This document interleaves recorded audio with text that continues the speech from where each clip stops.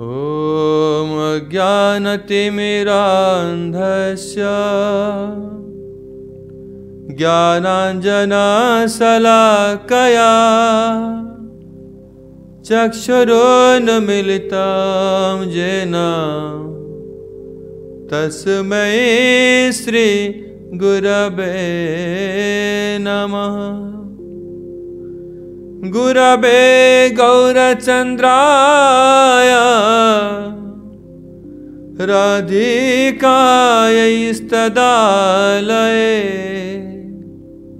कृष्णाय कृष्णभक्ताय तद्भक्ताय नमो नमः।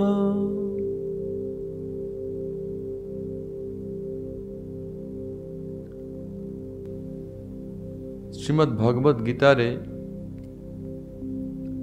अनन्य भक्ति संबंध रे स्थापन कराई। भगवद गीतार साधारण पाठक जो माने कि सद्गुरु वैष्णव मानकर आनुगत्य रे अध्ययन करू नाहंती से माने ए जिंस को बुझी पारंती नहीं।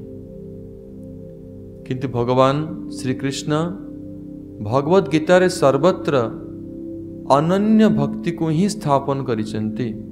अनन्य भक्ति माने केवल तांक प्रति शुद्ध भक्ति आचरण करिया को अनन्य भक्ति, न अन्य। केवल भगवान श्री कृष्ण को ही परम ईश्वर, परम आराध्य, परम उपास्य रूप रे ग्रहण करिया को ही अनन्य भक्ति कहा जाए। विश्वरूप दर्शन कराइबा परे भगवान श्री कृष्ण अर्जुन को एक कथा कहिले कि भक्त्या त्वनन्या शक्य अहम एव विधोर्जुन। भगवद गीता 11 अध्याय 54 नंबर श्लोक के भक्ति द्वारा मोर स्वरूप दर्शन केवल संभव है। आ जो माने अनन्य प्रेमी भक्त से माने केवल भगवान कर ए स्वरूप दर्शन करि पारंती। अर्जुन को भगवान कहते, हे अर्जुन तमे मोर अनन्य प्रेमी भक्त, सेतिपाई मोर ए दुर्लभ दर्शन प्राप्त कल। भगवद गीता 18 अध्याय 55 नंबर श्लोक रे पुनर्बार कहाई, भक्त्या माम अभिजानाति जावान जश्चास्मि तत्त्वतो।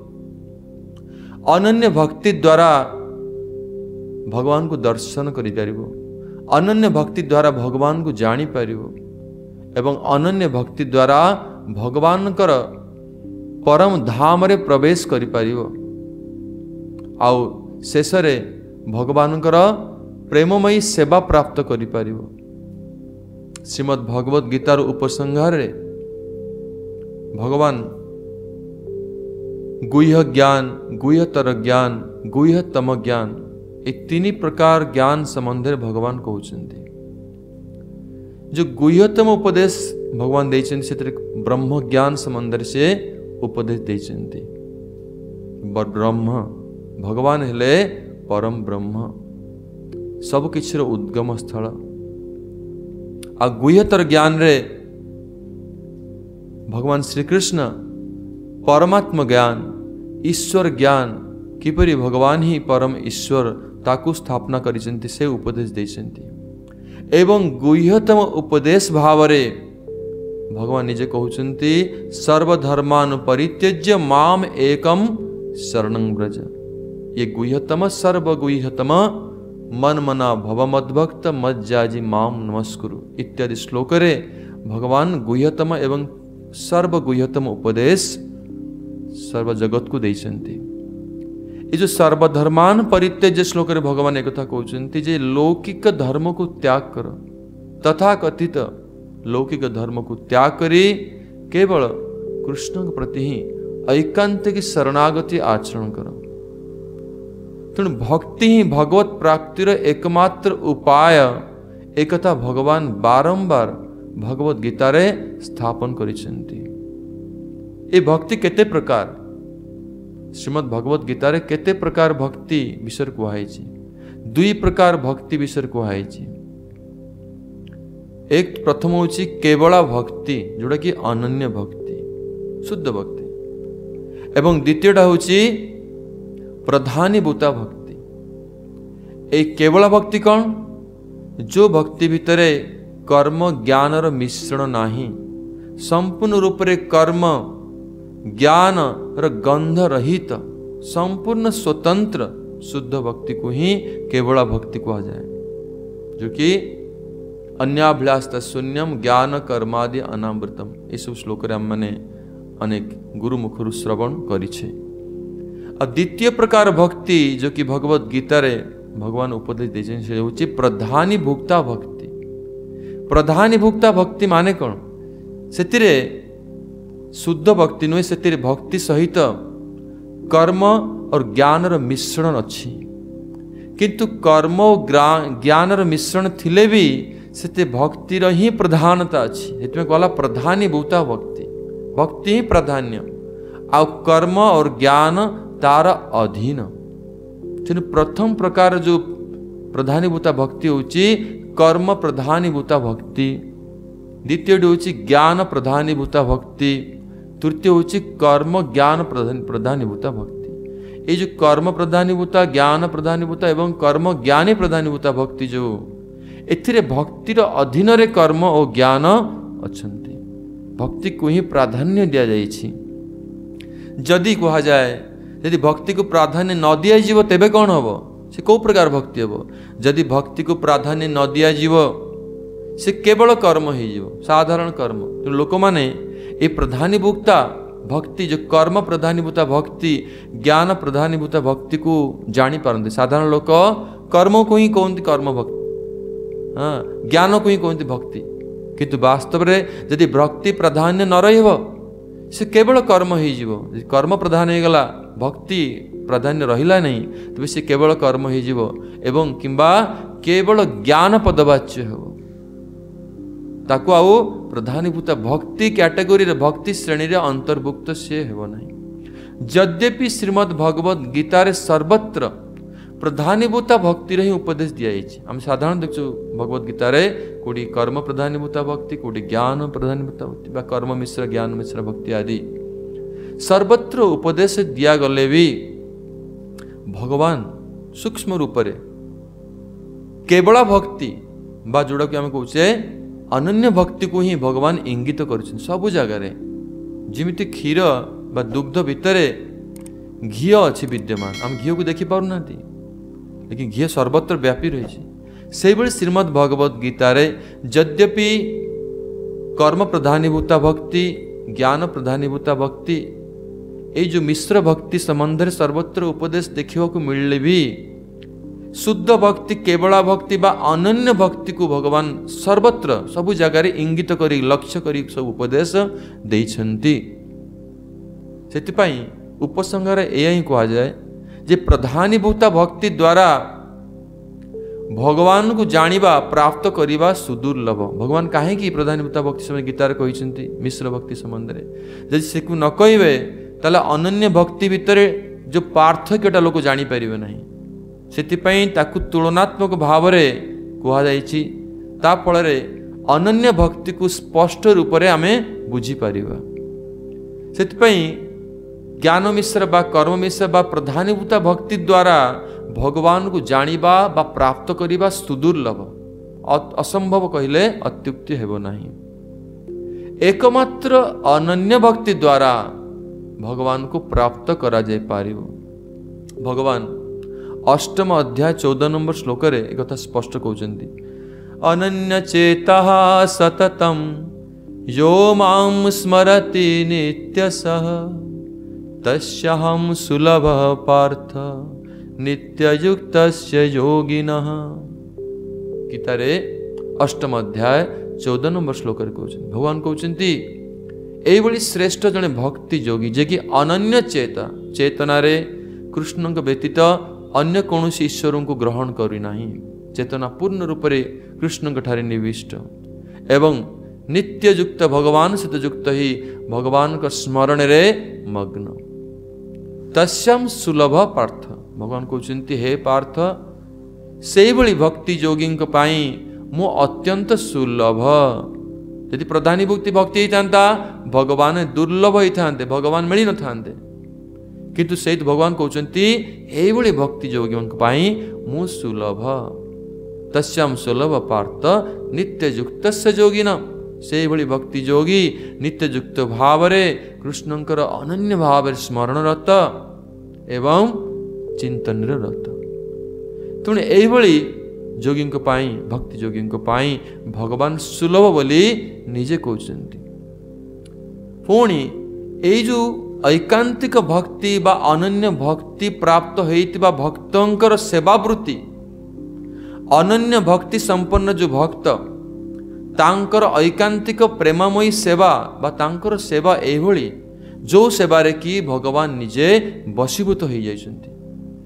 कृष्ण निजे भक्तंकर एभली अनन्य भक्तंकर प्रेममयी सेवा द्वारा जे बशीभूत हो जाती, से निज मुखरे भगवान कहते। नवम अध्याय 22 नंबर श्लोक कहते कौन? अनन्यश्चिन्तयन्तो मां ये जना पर्युपासते तेषां नित्याभियुक्तानां योगक्षेम वहाम्यहम्। अनन्यश्चिन्तयन्तो मां ये जना पर्युपासते, अनन्य भावरे कृष्ण का सहित निजर मन को निवेश करी जो व्यक्ति पर्युपासते प्रकृष्ट रूपरे शुद्ध रूपरे कृष्ण को अनन्य भावरे उपासना करुछि, तेषां नित्य विजुक्तानम, से भली भक्त कृष्ण सहित नित्य युक्त ही थांती। अब एभली भक्तंकर समस्त प्रकार जोग आउ क्षेम, जोगक्षेम माने भक्तंकर जहाँ आवश्यक बा जहाँ अच्छी भगवान कृष्ण कहते तांकु से संरक्षण करती, ताकु सुरक्षा प्रदान करती। कृष्ण रक्षक आउ जहाँ आवश्यक भक्त पाई ताकु से आनी दियंती, हाँ ताकु बहन कर आनी दियंती। आउ भक्तर पालक ही पालन करता है सब किसी को सी जोगई दियंती। तो भक्तर प्रेमवश्यता ही जानते अनन्य भक्ति द्वारा ही जे भगवान किपरि प्रेमवश से कथा भगवान एठी निजे स्वीकार करछन्ति। नवम अध्याय 22 नंबर श्लोक। गीतार अनेक स्थाने स्थाने ए अनन्य भक्तिर महिमा को ही भगवान स्थापन करिसेंति। चित्रला अष्टम अध्याय 22 नंबर श्लोक। पुरुषास परः पार्थ भक्त्या लभ्यस्त्वनन्यया जश्चन्तस्थानि भूतानि येन सर्वमिदं ततम्। वे परम पुरुष एकमात्र अनन्य भक्ति के द्वारा ही प्राप्त होने योग्य है, जिनके अभ्यंतर में समस्त भूत स्थित है, जिनके द्वारा वो समग्र जगत व्याप्त है। तो यह अनन्य भक्ति, भक्त्या लभ्य स्तनन्नया। पुनर्बार नवम अध्याय 13 नंबर श्लोक कहते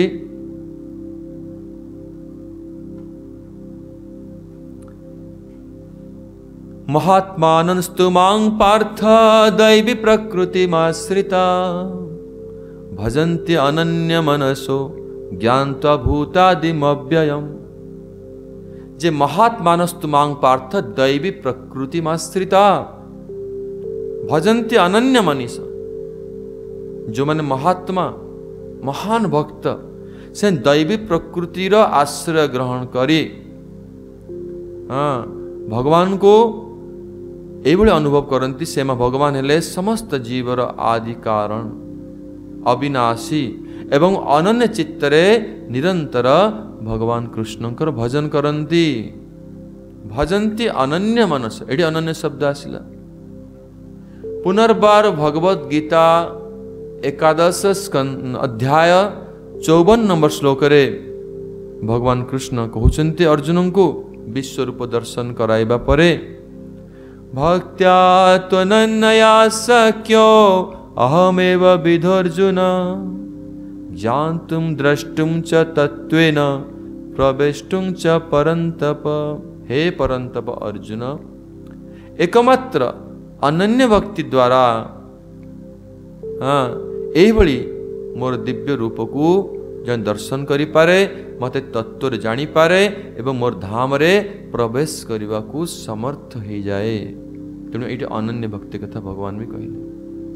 पुनर्बार 18 अध्याय 66 नंबर श्लोक रे भगवान कृष्ण कहते सर्वधर्मान परित्यज्य माम एकम शरणं ब्रज। माम एकम अनन्य न अन्य अन्य कोटि नुहे केवल मोर ही शरणागत हो सर्वधर्मान परित्यज्य। सेतिपाई श्रीमद् भगवत गीता रे भगवान जो शिक्षार जो उद्देश्य बा शिक्षार सार तात्पर्य कौन ए प्रकार विशुद्ध अनन्य भक्ति बा केवल भक्ति द्वारा ही जीव भगवान को प्राप्त करि परिबो अन्यथा नुहे। ये जो अनन्य भक्तिर अनुष्ठान किपरि करिवा के भगवान कहउछन्ति। भगवत गीता 9 अध्याय 14 नंबर श्लोक रे कहउछन्ति सततम कीर्तयन्तु मां जतन्तस्य दृढव्रता नमस्यन्तस्य मां भक्त्या नित्ययुक्ता उपासते। सततम कीर्तयन्तु मां भगवान कहउछन्ति मोर कीर्तन कर। भगवान कहउछन्ति तांकर नाम रूप तांकर गुण तांकर लीला ए सबुर कीर्तन करियो केमिति ना उच्च स्वर रे सतत कीर्तयन्त मां जतन्तस्य दृढव्रता दृढ़ मन होई नित्य नमस्यन्तस्य नाम नित्यम नित्ययुक्ता उपासते। अर्थात श्रवण कीर्तन स्मरण बंदन आदि नवदा भक्ति विषय रे भगवान ए श्लोक रे कहउछन्ति। आ नवदा भक्ति मध्य रे नवविधा भक्ति पूर्ण नाम होइत है तार मध्य सर्वश्रेष्ठ नाम संकीर्तन। तेणु यही भगवत गीतार यही स्थान रे भगवान निजे कहले एई बडे अनन्य भक्ति केमिति अभ्यास करिया पड़िबो ना जो माने अनन्य भाव रे मोर नाम रूप गुण लीला आदि रो कीर्तन करूछन्ति सेई भक्त मान हेले बा सेई भक्ति हेला अनन्य भक्ति। तेणु आज आम अनन्य भक्ति संबंध रे श्रवण कले। आ ये अनन्य भक्ति ही भगवत गीता उपदेश रो एक सार उपदेश जहाँ बिना आम भगवत गीता बुझी नाहंती बोली जानिबा।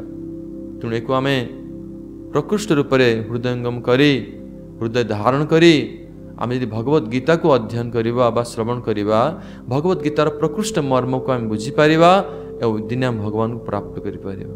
मैं एति कही मोर वक्तव्य को विराम दूची। गौर प्रेमानंदे हरि हरि बोल। जय ग्रंथराज श्रीमद् भगवद गीता की जय। कृष्णचंद्र भगवान की जय। रूपानुगाचार्य शिल गुरुदेव की जय। समागत भक्त वृंद की जय। निताय गौर प्रेमानंदे हरि हरि बोल। हरे कृष्ण कृष्ण कृष्ण हरे हरे हरे राम राम राम हरे